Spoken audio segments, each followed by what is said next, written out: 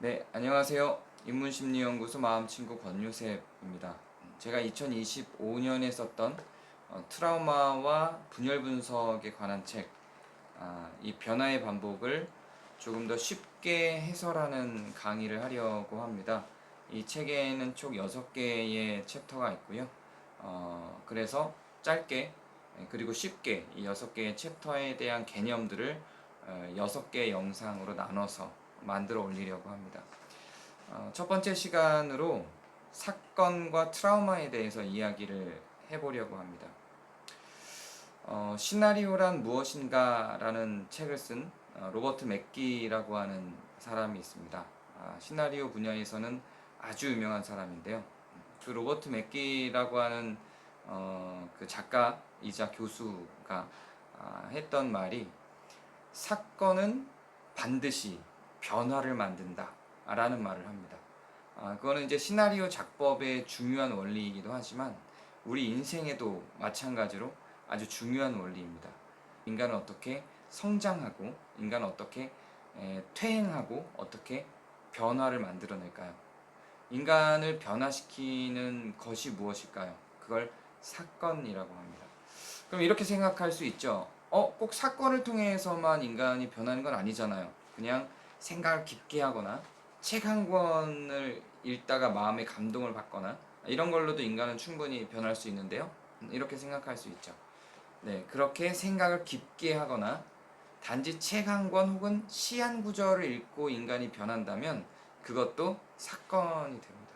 인간은 사건을 통해서 계속해서 변화하죠. 그래서 상담을 진행을 할 때 생애곡선이라는 걸 그려요. 그래프를 쭉 선을 긋고 0세부터 시작해서 현재에 이르기까지 인생의 곡선들을 그립니다. 즐거웠을 때는 상승세를 타고 힘들었을 때는 하강세를 타게 합니다. 그러면서 아주 많이 즐거웠을 때가 있고 아주 많이 절망스러울 때가 있죠. 그렇게 상승세를 탈 때와 꺾여서 하강세를 탈 때의 이 곡선이 꺾이는 지점들을 변곡점이라고 하는데요. 이 변곡점마다 그 무엇인가 사건이 있습니다. 사람의 감정과 세상을 바라보는 가치와 성격과 사람들과의 관계를 바꾸는 어떤 사건들이 그 변곡점마다 있습니다. 하강세를 내려와서 힘든 시기를 거치고 위로 올라가면서 상승세를 타는 인생을 살 때, 그리고 정점을 찍었다가 다시 내려올 때, 이것도 사건이에요. 그리고 하강세를 타다가 밑바닥을 치고 다시 상승세를 탈 때 어떤 사건이 있었기 때문에 그 밑바닥을 치고 다시 상승세를 탑니다. 혹은 이렇게 상승세 곡선을 타다가 하강을 할 때 지속적으로 하강하게 만드는 그 중간중간 어디에 사건이 계속 개입했을 수 있어요. 그리고 또 하강세를 탔다가 상승세를 올라가는 그 상승 과정 어디에 지속적으로 사건이 있을 수 있습니다. 어찌되었든 사건이란 그 사람을 정체되게 하지 않고 지속적으로 변화되게 만들죠. 그래서 이 사건은 사람을 성장시키기도 하고 또한 절망 가운데로 떨어뜨리게 하기도 합니다. 우리 인생에서는 사건이 계속 지속적으로 있고요. 그 사건을 중심으로 추적하다 보면 우리가 어떻게 변화되어 왔는지를 볼 수가 있어요. 더 좋게 성장하기도 하고 더 안 좋게 퇴보하기도 하면서 사건을 통해 인간은 변화를 맞이합니다. 이때 퇴보하는 여러 사건들이 있는데요. 인간을 퇴보하게 하는 사건들 중에서 도저히 혼자서는 딛고 일어설 수 없게 만드는 우리의 기억의 아주 중요한 지점에 모든 기억들의 핵심이 되어서 다른 기억들을 전부 다 이 기억에만 집중시키게 만드는 아주 중요한 사람을 힘들고 고통스럽게 만드는 사건이 있는데요. 그걸 트라우마라고 부릅니다. 이 트라우마라고 하는 용어는 사건의 한 종류예요. 이거는 심리적인 증상이 아닙니다. 심리적인 증상, 이 트라우마로 인해 발생하는 심리적인 증상은 PTSD라고 합니다. 트라우마 후 겪는 스트레스 장애라는 의미입니다. 그러니까 즉 사람을 힘들게 만드는 어떤 사건 후 겪는 스트레스 장애라는 의미가 PTSD예요. 그러니까 내가 마음이 아픈 어떤 그 현상을 트라우마라고 하는 게 아니라 그 현상은 PTSD라고 하고요. 그 현상을 만든 어떤 사건을 트라우마라고 합니다. 인간은 누구나 트라우마를 가져요. 트라우마는 뭐 교통사고가 난다거나 아니면 사랑하는 여인이 떠났다거나 이혼을 했다거나 사랑하는 사람이 죽었다거나 어머니나 아버지가 돌아가셨다거나 하는 아주 강력한 트라우마들이 있죠. 근데 이렇게 단회로 만들어지는 트라우마도 트라우마가 맞는데 이런 것들도 트라우마인데 아주 작게 반복적으로 일어나서 우리에게 고통을 주는 것들이 있어요. 예를 들면 부모님들이 아주 대표적인 것으로는 부모님들이 지속적으로 너는 못난 아이야. 너는 아무것도 못해. 너는 공부도 못해. 너는 운동도 못하니. 이러면서 계속 뭔가를 핀잔을 줘요. 이게 지속적으로 쌓여요. 이렇게 지속적으로 쌓여서 나에 대해서 안 좋은 감정과 자기 비하감을 갖게 만드는 것도 트라우마예요. 이렇게 자잘하게 자기 비하감을 갖게 만들어서 나를 고통스럽게 만드는 이런 트라우마들은 스몰 트라우마라고 부르고요.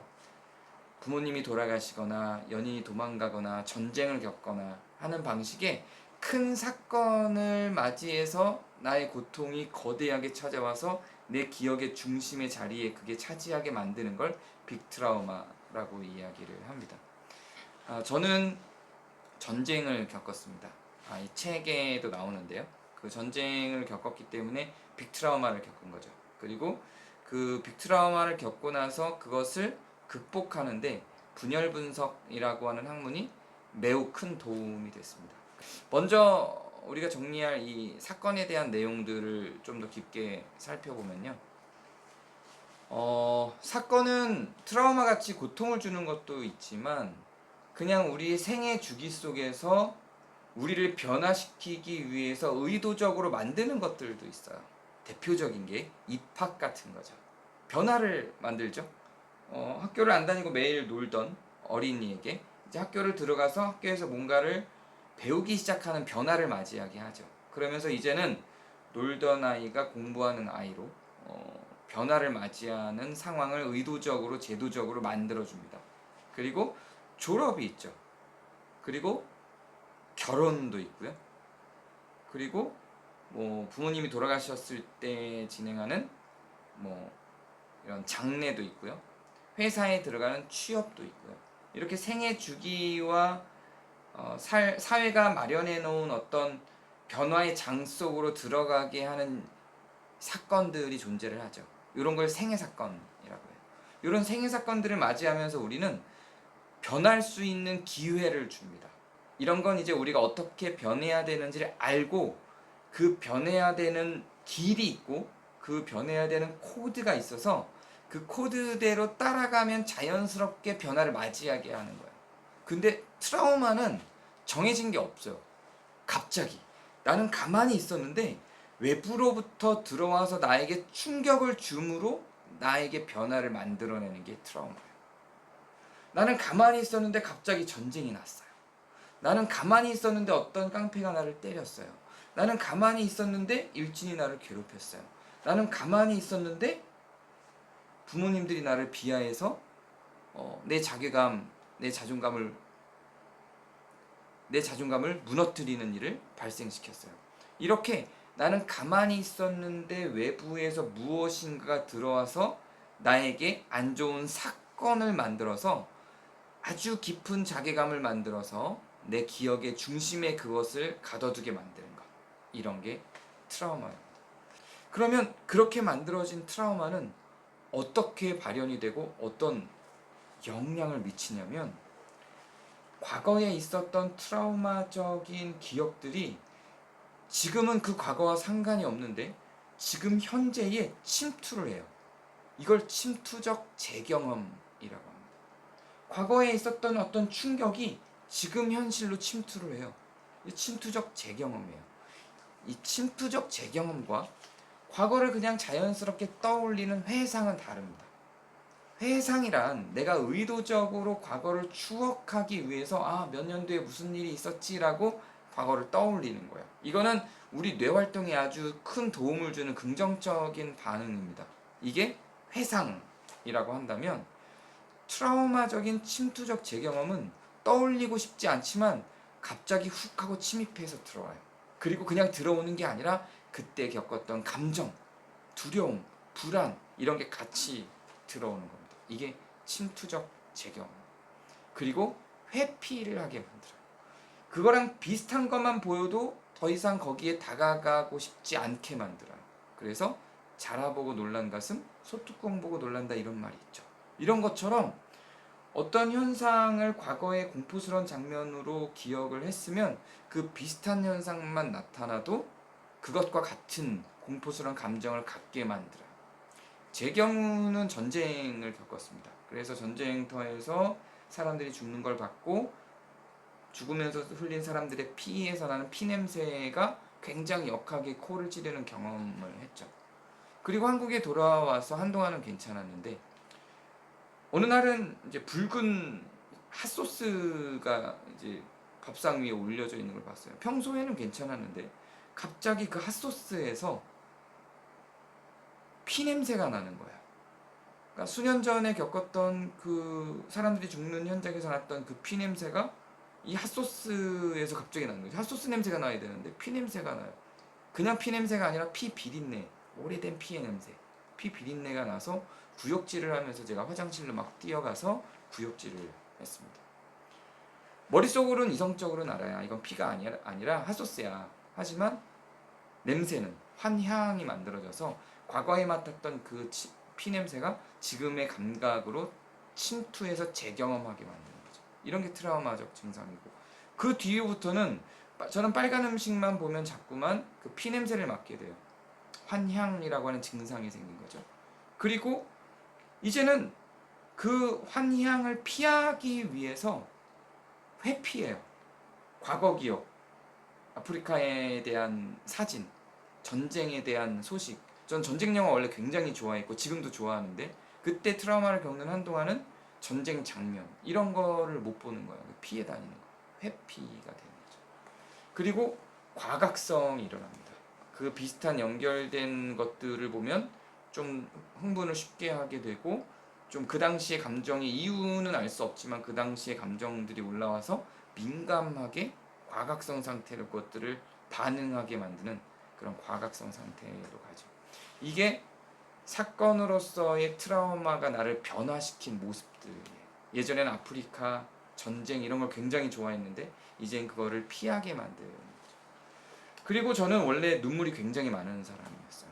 눈물이 굉장히 많은 사람이었고 조금만 슬픈 영화만 봐도 막 울던 사람이었는데 이제 그 트라우마를 겪은 뒤로는 슬픈 게 아무것도 없어요. 아무리 슬픈 영화를 봐도 무감각해지고 장례식을 가도 아무런 감각이 없어요. 이렇게 감정적인 그 감각이 예민했던 사람인데 완전히 무감각한 상태로 변하게 되죠.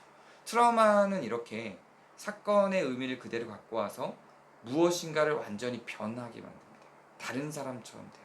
이게 트라우마가 주는 영향입니다. 근데 우리는 이 트라우마를 나 혼자 해결하려고 노력을 많이 하는데요. 근데 분열 분석에서는 트라우마를 어떻게 보냐면 이게 사회적인 현상으로 봐요. 배치 속에서 이 트라우마가 나타난다고 합니다. 처음에는 제가 트라우마를 처음 전쟁을 겪고 왔을 때는 이거를 내가 부족해서 혹은 내가 연약해서 이 트라우마가 나한테 왔다고 생각을 하고 난 왜 이렇게 연약하지? 좀 더 강해져야지 이런 마음만 갖고 나를 자책하고 이런 마음이 컸었는데 분열 분석에서 정의하는 트라우마는 배치 속에서 벌어진다고 봐요. 트라우마를 겪는 과정에 무슨 일이 있었냐면 전쟁이 났단 말이에요. 그 내가 전쟁을 일으킨 게 아니거든요. 그 내가 전쟁터에 가려고 한 게 아니고 내가 갔을 땐 평화로운 곳이었는데 근데 그 평화로운 곳에 갑자기 전쟁이 나서 저는 그 전쟁 속에 피해를 그냥 입게 된 거죠. 그러니까 배치 속에서 발생한 거예요. 그 삼풍백화점 문제가 발생했을 때 거기 있는 사람들도 그냥 쇼핑을 하던 사람들이었어요. 근데 여러 가지 복잡한 배치들이 발생을 하죠. 그 삼풍백화점을 짓는 사람들이 자재를 싼 걸 쓰고, 그 자재를 싼 걸 쓰려고 결정했을 때 싼 자재, 그 건물에 적합하지 않는 자재를 공급하고 그걸 사용하고, 그리고 삼풍백화점이 완성됐을 때 많은 사람들이 거기에 환호하고 거기에 가려는 사람들이 발생하고, 뭐 이런 여러 가지 상황들이 같이 엮이면서 그 무너지는데 어떤 여러 배치들이 함께 모여 있었던 거죠. 그 안에 있었던 사람의 잘못이 아니죠. 그런 배치 속에서 그냥 이렇게 가만히 있었는데 불현듯 나에게 다가온 거예요. 트라우마는 이렇게 배치 속에서 발생을 합니다. 그래서 트라우마를 해결하는데도 혼자서는 어려워요. 트라우마는 배치를 바꿔야 돼요. 트라우마를 만드는 배치를 바꿔야 트라우마의 문제가 해결된다는 게 분열 분석적인 관점입니다. 그래서 트라우마를 잘 극복하는 사람들의 특징을 찾아봤더니, 그 트라우마를 잘 극복하는 사람들의 특징 세 가지가 있어요. 하나는 나에 대한 나의 지지. 내가 나를 지지하는 사람일수록 트라우마를 잘 극복하더라는 거예요. 그래서 나를 내가 격려하고 나를 스스로 지지하고 이런 게 필요해요. 그 다음에 두 번째가 트라우마 현장에서 같이 있었던 사람들의 상호 지지. 그러니까 같이 트라우마를 겪은 사람들이 같이 그거를 극복할 때 서로 비난하고 이러지 않고 서로를 도왔던 그런 과정과 기억이 있다면 그것도 마찬가지로 트라우마를 극복하는 데 아주 중요한 요인이 됩니다. 또 하나는 주변 사람들과 사회적 지지. 이게 정말 중요해요. 배치가 있어야 된다는 거죠. 나를 지지하는 배치를 만들어야 돼. 나를 지지하는 배치를 만들어야 이 트라우마가 극복될 수 있다는 이야기예요. 그래서 일단 내 가족, 내가 자주 만나는 사람들에게 나의 상황을 알리고 그것에 대해서 지지하는 발언을 해줄 수 있는 사람들을 내 주변에 확보하고, 가능하다면 사회에 이것들을 알리고 공동체나 더 넓은 내가 속한 어떤 기관이나 소속된 공동체나 사회에 이것을 알리고 이것에 대해서 그 사회로부터 지지를 얻는 작업을 하는 것이 이 트라우마 극복에 굉장히 중요한 요인이 됩니다. 그것을 알고 있는 주변 사람들은 그 사람이 어떤 결정을 하든 트라우마에 어떤 반응을 보이든 그걸 지지하는 활동을 해주는 것이 그래서 매우 중요한 요소가 되죠. 그래서 트라우마는 모든 것과 연결되어 있어요. 그러니까 분열 분석에는 리좀이라고 하는 개념이 있습니다.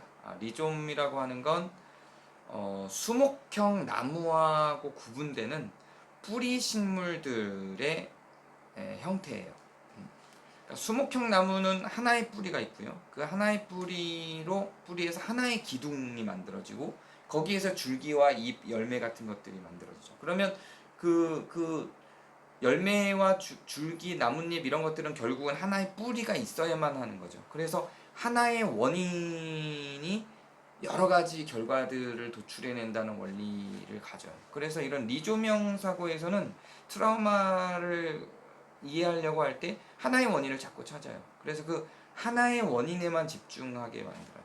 근데 사실상 이 트라우마는 리좀형으로 이해하는 게 훨씬 더 좋습니다. 리좀형이라고 하는 건 이제 감자나 고구마처럼 이 안에서 여러 개의 뿌리가 연결된 상태로 서로 연결된 상태로 이어져 있는 식물들을 리좀형 식물이라고 합니다. 이렇게 리좀형 식물처럼 서로 다 연결돼 있어서 어떤 그 연결망을 가지고 계층이 있는 게 아니라 뿌리, 줄기 뭐 이렇게 계층이 있는 게 아니라 서로 다 동일한 구조에서의 연결고리를 갖고 있죠. 서로 네트워크가 돼 있고 자유롭고 유동적이고 이런 특징들을 갖습니다. 트라우마를 치료하기 위해서는 트라우마 하나에만 몰입해서는 안 되고 트라우마의 원인도 리좀적으로 배치 속에서 여러 가지 것들과 엮여 있다고 이해를 하는 것도 중요하지만 이 트라우마를 치료하는 데 있어서도 여러 다른 요인들과 서로 연결 접속돼서 비계층적으로 연결망을 구축하고 네트워킹이 되어야 트라우마를 극복하고 변화하고 자유롭고 유동적으로 활동할 수 있다. 그렇게 변화되어져 나갈 수 있다라고 보는 게 분열 분석적인 입장입니다. 그래서 나만을 바꿔서는 사실 이 트라우마 치료를 할 수가 없고, 물론 이제 나에 대한 나의 지지를 해야 되기 때문에 나도 바꿔야 하지만 내 옆 사람도 변화시켜야 되고요. 그럼 일이 더 많아지겠나요? 어떤 측면에서는 그렇게 생각할 수 있어요. 근데 이게 일이 많아지는 게 아니라 나를 더 지지하게 만드는 과정을 가는 거죠. 그리고 더 나아가서는 내가 속한 어떤 단체, 더 나아가서는 이 사회까지 이 트라우마에 기반한 나의 목소리를 알리고, 그래서 도움을 요청할 수 있는 구조를 만들고, 내가 다른 사람들로부터 이해받을 수 있는 통로들을, 이 연결망들을 만들어 놓는 것이 이 트라우마에 훨씬 더, 트라우마 치료에, 그러니까 PTSD 치료에 훨씬 더 좋다라는 겁니다. 오늘은 이렇게 사건으로서의 트라우마에 대한 개념을 정리했고요. 요 다음 영상에서는 증상에 대해서 좀 더 깊게 나가보도록 하겠습니다.